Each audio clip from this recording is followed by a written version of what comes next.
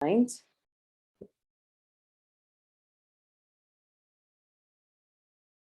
Thanks for hitting the recording. So this process launched in December 2019 when we began having absolutely delightful conversations with stakeholders from many sectors of business and industry and nonprofit and government from throughout the state. And we can do some high-level summary of what we found. And I'm going to ask my colleague, Veronica, in a second to walk you through some of those findings, but I'm going to offer a few general comments. What we found in large measure is that people care. People are incredibly engaged. People want a great future for themselves. They want their children to stay in Idaho and to have a future in Idaho. We found that you care about STEM, that you really understand it and its power, and you want to leverage it to its fullest potential. And we also found something else, that you're pretty creative people. Veronica and I have the unique privilege of being able to work not only in the United States, in most of the states in the United States with our work with the global STEM learning ecosystems community of practice, but we travel a lot. Well, prior to COVID, we traveled a lot internationally. And Idaho is pretty special. And we found that out in this deep dive work that we did with you. So Veronica, do you want to kind of take us through a little bit of some of the key findings? Yeah, sure. Thank you, Alyssa. And as Alyssa mentioned, my name is Veronica Gonzalez, and I work very closely with her in the STEM learning ecosystems community of practice. You are one of 94 ecosystems that are located globally. And so a lot of the work that you're doing in forging partnerships across education, business and industry, the nonprofit sector, government, parks, libraries, you name it. That is something that the other 93 communities are doing as well. And so it's tough work, but we want to let you know that you're not alone. And I just echo the sentiments of just how much we've really grown to love Idaho and all of the great resources and folks that you have there in the state. So I believe you all received a copy of the draft report. We're going to talk about that. That's really the main focus today. This is sort of something that we've all crafted together and want to make sure that we get your feedback on it before it's something that's published on behalf of the larger ecosystem.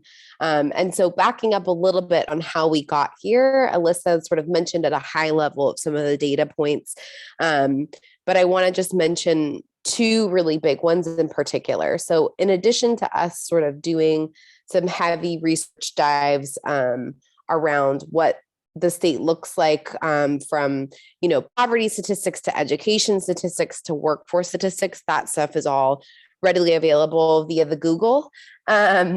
But we also did quite some heavy digging through and talking to all of you as really truly the experts who are working in the state. And so it feels like it was just yesterday, but back in December of 2019, Alyssa and I had a chance to speak to quite a few of you across different sectors. So folks that represented all of the different stakeholder groups that I just mentioned before, from business and industry to libraries to museums to schools to parents, et cetera. And we had the chance right before COVID hit to come and join you in person in January of 2020 there in Idaho, and to talk through some of the findings, as well as talk through some of the larger ideas and goals for what the state really could be doing and building these collaborations for the future of STEM learning and workforce there in the state.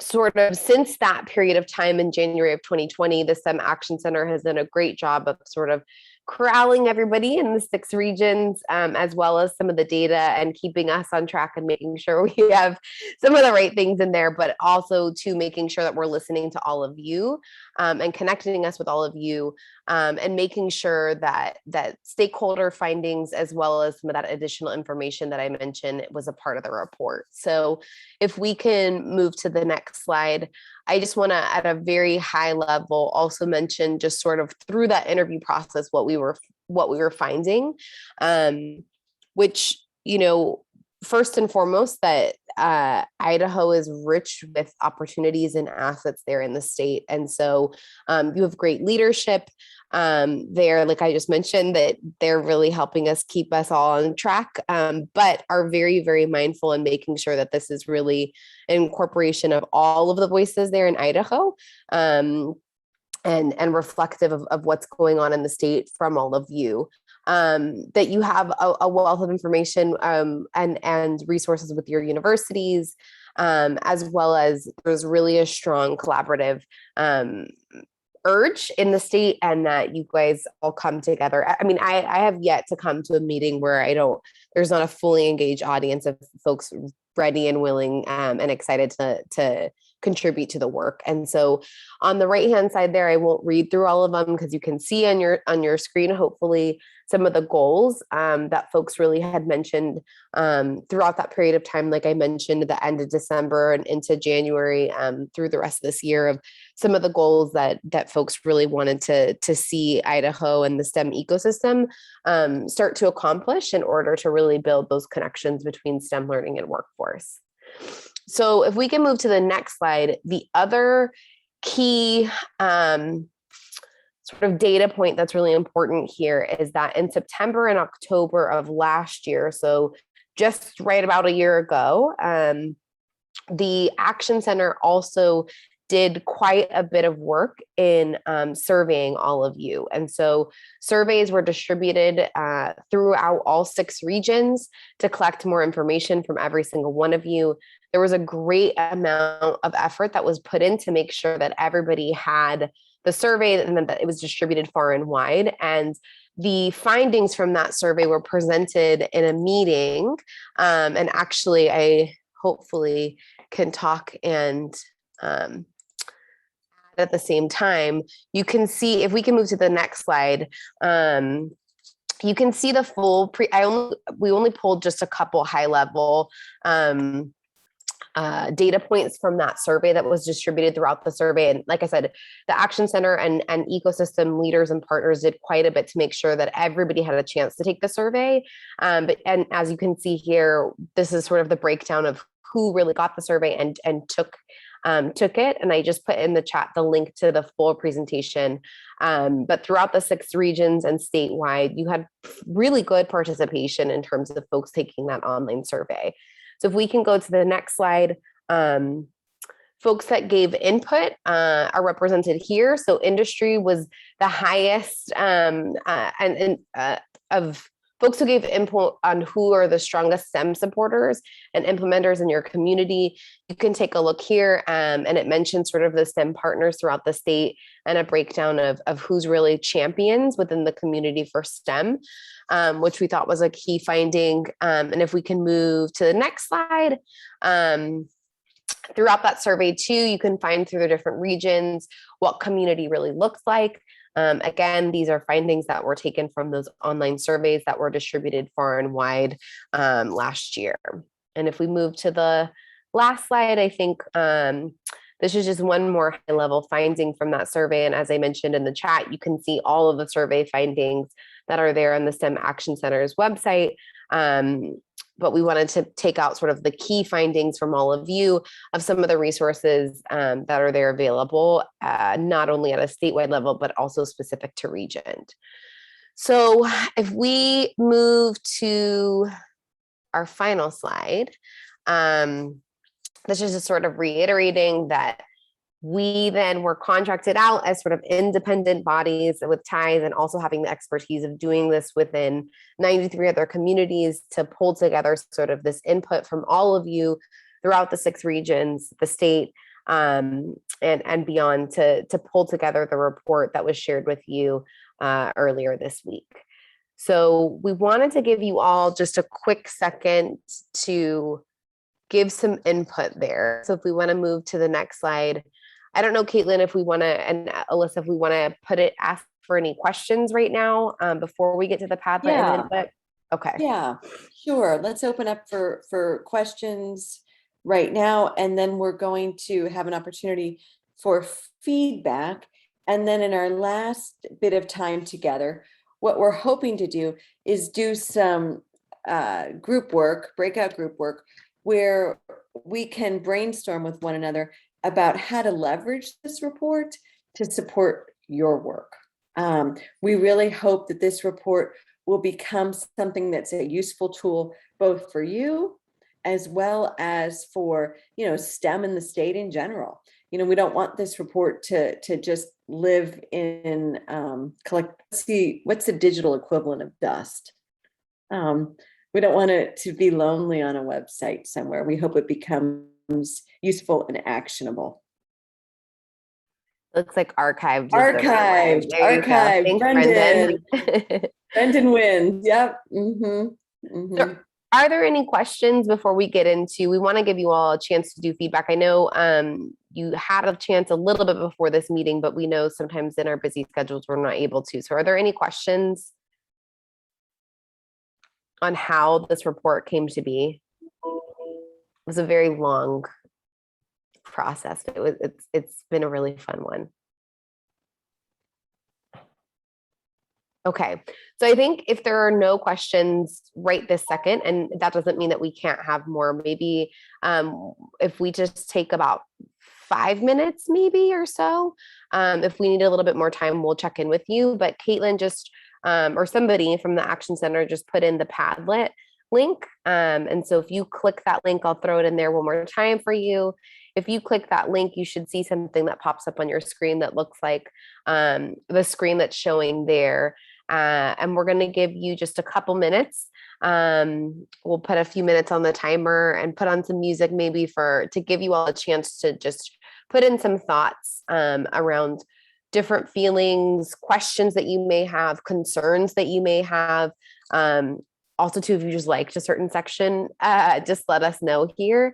And part of the reason we're doing it like this as well is we want to make sure that everybody gets a chance to share their thoughts very truthfully, honestly, without worrying. You don't have to put your name on it or anything like that. So we'll start the timer now if you want to put on a little bit of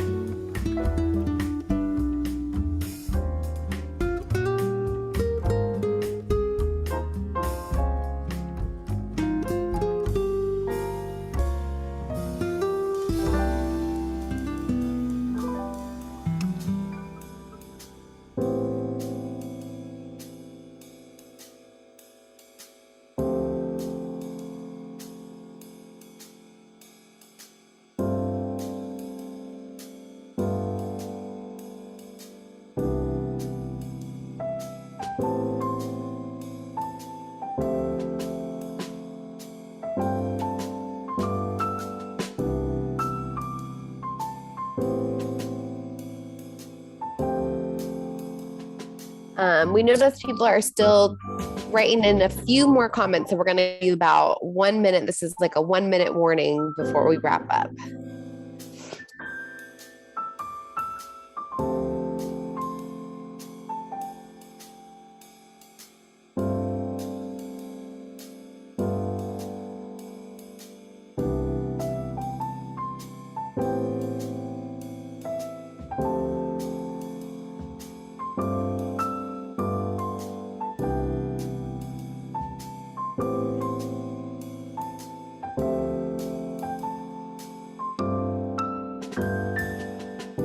Okay, it looks like we might be ready to dive into some of the feedback that's on there. And thank you so much. This looks like wonderful and great. We will spend time reading through everything and carefully considering everything that you say on there. If you would like us to reach out to you, feel free to either, put your name and or email address or whatever on the Padlet, and we'll do that. No pressure to do that, of course. But wondering, there's one comment in particular that we'd like to focus in on, and that is there is a comment in there about a section that feels particularly vague. Now, I can't find it right at the moment. I saw it a second ago. Does anybody feel comfortable helping us think about some strategies for how to beef that up? We welcome any thoughts or feedback on that. Would love feedback about tracking. Mary, can you say a little bit more on that? What do you mean by tracking? Well, I'd like to know, how the program has grown, like two components. So what kinds of programs are students having access to? I know that Trailhead has done some really wonderful work. How long has that been going on? I know WIN has offered some programs, Sheep Girls and Tech Girls.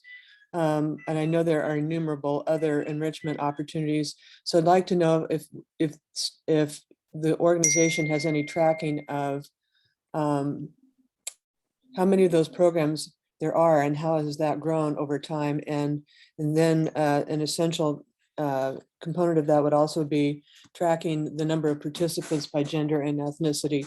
That would really, really help me out here at BSU. We're trying to get a sense of, where are these opportunities, bearing fruit, and how can we contribute, and are there some areas that would really use more support, but without any information or feedback. Like, I've contacted some of those organizations and asked them explicitly about their programs. Has your program grown? I'm getting nothing back from anybody, and I'm really frustrated. I mean, control follows awareness, and Yeah. there needs to be, I'm sure there are some metrics around program growth and impact, but I don't seem to be able to find them, and I'm not getting responses from individuals who might help. Yep. So the STEM Action Center is engaged in some asset mapping that's taking place now. But that certainly is something that we can add as a recommendation in there. And we as TIES can work with the Action Center on some technical assistance about connecting you with other tools. The asset mapping will do a great job of listing out and having programs provide their data about existing assets and opportunities and so forth. But in terms of program, sorry? Will each of those identify the growth of participation in their programs, or do you know? So that would involve another layer. Right. Of data collection, and we can offer some recommendations and some support along that realm as well. But Yeah, I think that's a great suggestion. I think tracking is really important. I mean, it goes to sell, the groups that are funding this program. It goes to sell the impact of the program. And I think it goes to encourage other organizations to contribute. I think it goes to encouraging schools to become more active. And I just think, it's information we need to have. And it doesn't seem like it would be, frankly, all that difficult, because if I'm offering a program, I can't imagine that I don't know how many participants I had this year versus last year. And I can't imagine that I don't know something about gender and ethnicity. That seems almost impossible to imagine that information does not exist. And I don't know why we couldn't have it in a single place. And as I said, I don't have any reluctance to go out to individual sponsors. If you can give me contacts for each of the ones in the asset mapping, maybe, and maybe you could offer me a forwarding message that I can begin my conversation with, because right now I'm just kind of like a pestering fly, at this point. And I get, why I don't, I'm not very high on their horizon, and I know people are busy, but I think this is essential information. And, we're not seeing a huge amount of growth here at BSU. And I'm like, does that make sense? I mean, how's that possible? Because I know STEM AC and ecosystem are active. I know organizations are contributing programs that students love. So I'm like, so if we can show the growth of those, it will help us understand, how is that, or is it not translating into STEM majors, CS in particular, at a university level? Because if we're not really changing, if we're not moving the needle, then I would ask why. What would it take? Why is maybe the needle is moving. Maybe it's just not moving as much at BSU, although I'd find that quite surprising. So we're always the issue that you're raising, Mary, is one that probably you and everybody on the call knows is a national issue. Where where so many colleges and universities are asking themselves the same question. And Veronica and I are working very closely with an organization that's working very hard to improve STEM and undergraduate admissions through leveraging pre-college STEM program enrollments. And we're happy to, of course, share all of that research with everybody and so forth. But let's talk about any other comments. Any other comments on ways of beefing up the report, where areas where you think it may be a little bit vague or could be stronger? Sorry, I have one more question, and that is, what is your name and how can I contact you? Sure. My name is Alyssa, and I'll put my email in the chat. Thank you so much. Sure. Yeah, and Veronica, my colleague, already put hers in. I did. And I think too, Mary, I think it's somebody from the STEM Action Center mentioned that the regional hubs are working on this as well. So there will be some data. There are some challenges too in terms of longitudinal data and some of the things that you want to look for around student data sharing. But I'm sure with contacting us and some of the folks there at the regional hubs, we can get you some of the data that you need. Contacting who?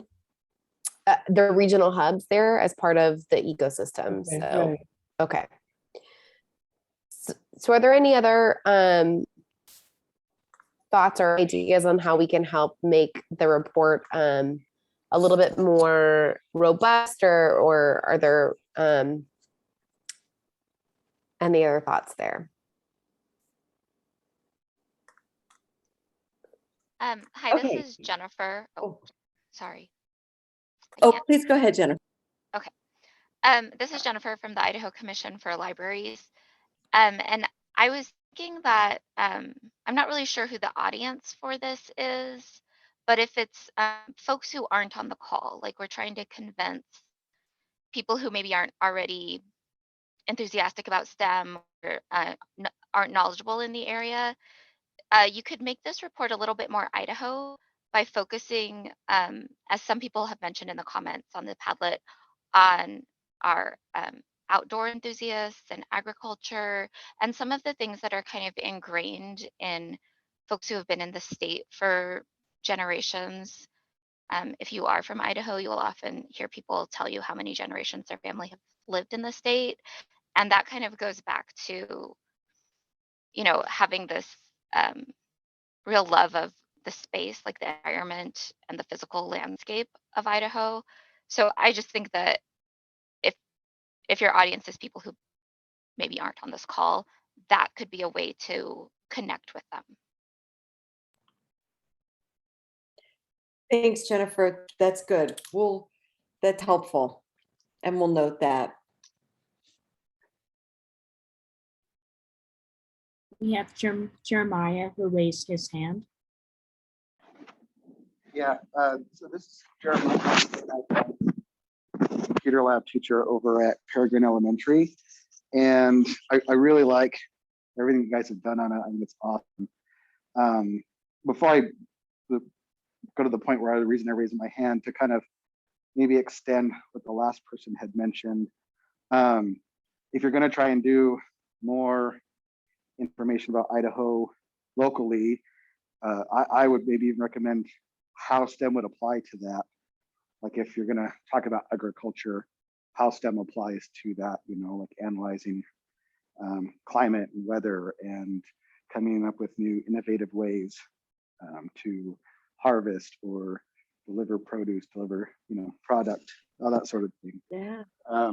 And then as far, because then you're like, hey, we know we have a bunch of people who farm and ranch and, this is how these kind of things apply to things that are important to you. And so if those things are important to you, you should help us out with these other things. But I know I put quite a few comments in it yesterday, which was before we had a giant trunk or treat here at the elementary. So my brain's a little fried from last night. But I would even recommend that, like when I was thinking vague, guys, go ahead and come in, or we're starting typing club. I would recommend having the vagueness that I was thinking of was more pertaining to the businesses and stuff when they're applying, or they're wanting to help out, or they're wanting to have grants for people to apply to them. I know there's businesses out there that want to help out, but they just don't know how to help out. And then there's some out there that have been changing how they help, like not doing grants anymore, and instead they're offering volunteers, like their employees, to come volunteer at nonprofits or at schools and other places. And which volunteering is always great, but especially right now with the pandemic, we can't have volunteers at our schools. So, and then not having those grants to be able to fund those. Guys, you know what you're doing, right? Have a seat.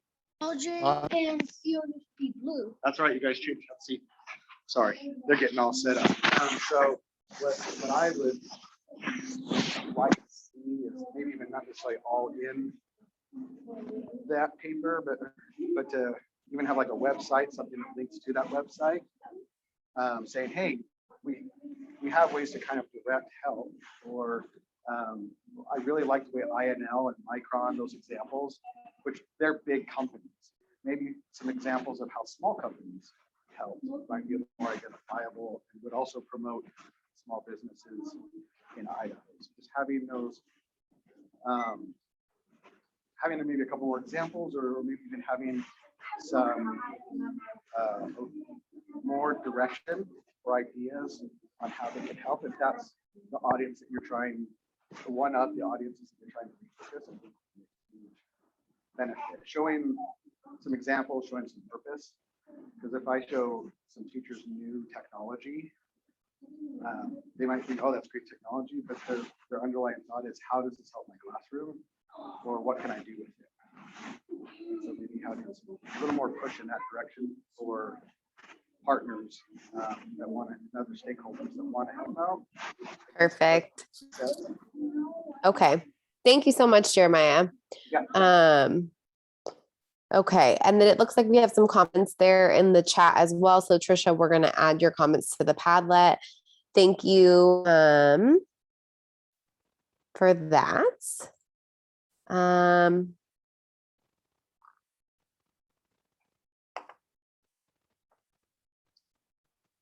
Okay, good.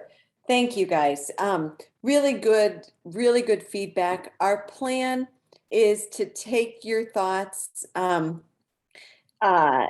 what we've picked up from you today, do a little bit more massaging, maybe a little bit more information collecting, and we'll spin another draft around.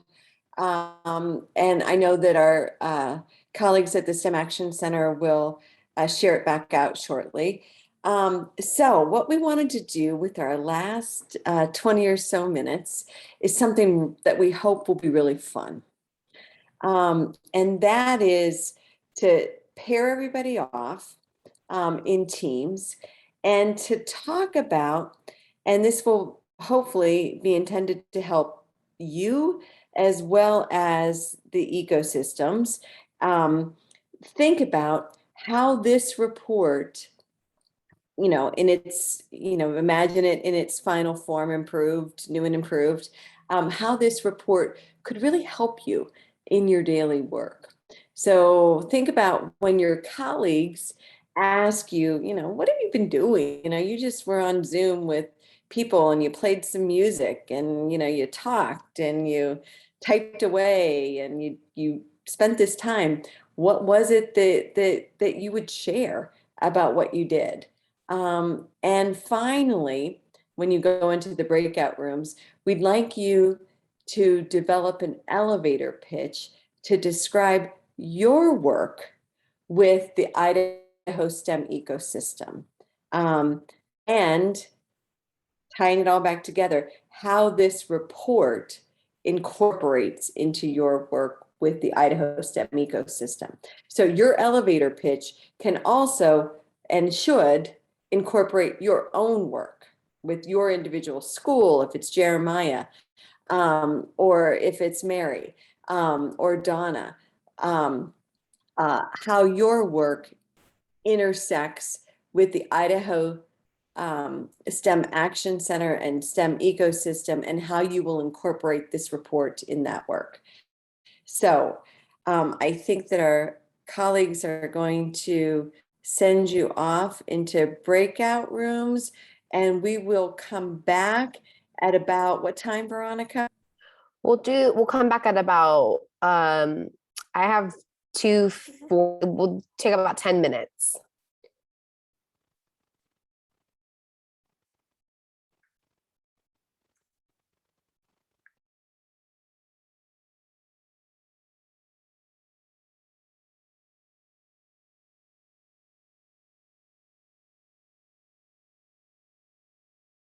For that reason.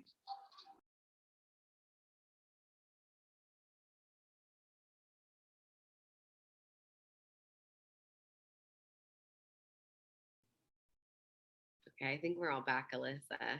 Okay, so do we have anybody, any group, an elevator background photo for Zoom from Newton? Okay, Newton, you just self-volunteered to be the first report out.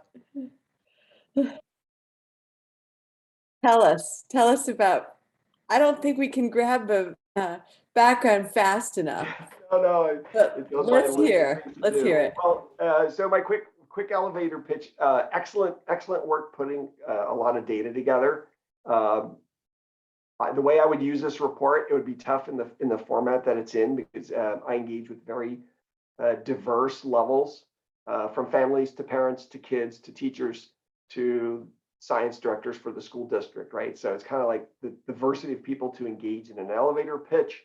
There's too much detail here, so I would do like 6 slides and talk about the data that's been collected, kind of talk about the regions, make it Idaho specific. That was a great comment. There's data there in section, I think 5 or in section 5 that talks specifically about Idaho, and extract some of it graphically, so I could make an elevator pitch. So to me, it's not I can't make an elevator pitch about it yet. But there's so much good information there to engage, right? To me, the goal of this would be to engage with people that are not aware. All of us are already enthusiasts, right? So we're preaching to the choir when it comes to STEM. So I find like the more people I can get on board, or just to kind of plant that seed for them to recognize STEM in the community, will spread the enthusiasm. So anyway, that's how I would use it. And kudos for sharing early draft. It's brave to do that. So take criticism to heart. Oh, Newton, you just said exactly what we were hoping for. Exactly. Our hope in kind of putting all of this together for you guys is that everybody's going to have a different audience for this, and everybody's going to have a different need. And I can see from your background there, that you've got a different audience. When Veronica and I meet with 10 different types of organizations and individuals, every single day, and we have to pivot and pull from this document. And for some organizations, we have to have footnotes and citations. For others, we only have to have images. And so you, in the minute or a minute and a half that you talked, you captured exactly the essence of what we're hoping people will do with this report, is pull out what works for them, put it in the format that works for them, and broadcast and share it widely. Okay, so thank you, Newton. You're the best. Anybody else?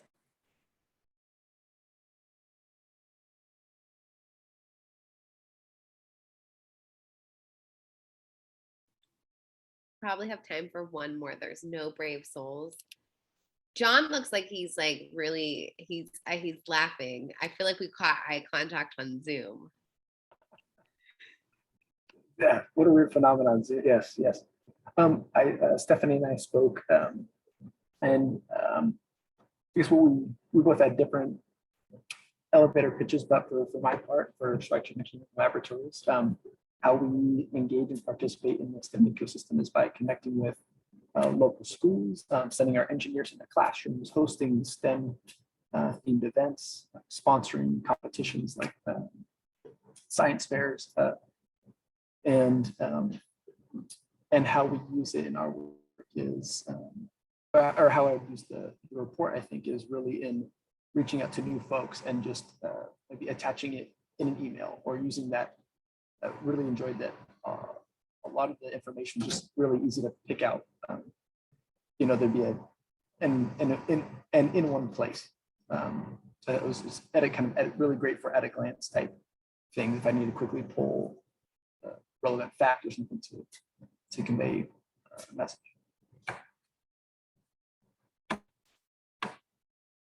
Don, thank you so much. I'm so glad that you made eye contact with Veronica. Really appreciate that. Okay, so again, to basically recap, Teresa put into the chat, if you'd like to add your elevator pitch to the Padlet, drop it in there, and we will take your feedback, go back through the editing process, and get you a new draft soon. And can't tell you guys how much we value and appreciate you and love Idaho. So how's your weather, by the way? Are you guys okay right now? It's gorgeous. It's fall, blue skies where we are. Yeah, okay. Well, it's not so great in the East.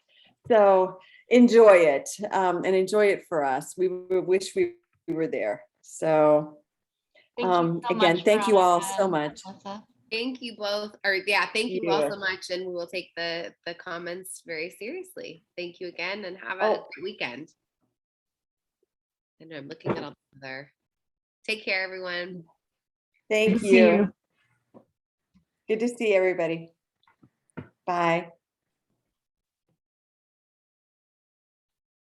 Caitlin, do you want us to hang on?